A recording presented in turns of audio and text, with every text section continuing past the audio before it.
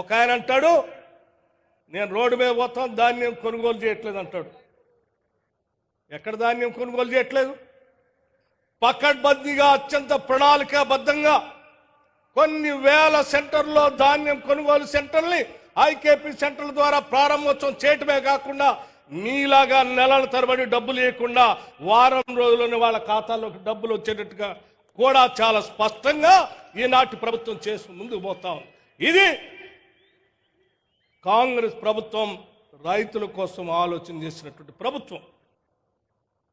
ఇంకో ఆయన అంటాడు నేను ఉద్యమం చేస్తా బయటకు వచ్చి. ఏం ఉద్యమం చేసేది? 10 ఏళ్ల పాటు ₹1,00,000 రుణమాఫీ చేస్తా అని చెప్పి 2014-18 నుంచి 4 దఫాలుగా ఇన్స్టాల్మెంట్లో చేస్తే ఆ డబ్బులు వడ్డీకే సరిపోలే. 2018-2023 వరకు ₹1,00,000 రుణమాఫీ చేస్తామని మాటలు చెప్పేవే తప్ప అవి చేయకుండానే గాలికి వదిలేసిపోయినాం. మేము మా ముఖ్యమంత్రి గారు యావత్ రాష్ట్ర మంత్రిమండలి మొత్తం కూడా ఆలోచన చేసి ఆనాటి కాంగ్రెస్ ప్రభుత్వ ఎన్నికల సందర్భంలో మేము ఇచ్చిన హామీ మేరకు మాట తప్పకుండా వెనక్కి తిరగకుండా కేవలం 15 రోజుల్లోనే 18,000 కోట్ల రూపాయలు 2 లక్షల లోపల ఉన్న వాళ్ళందరికీ రుణమాఫీ చేశాం.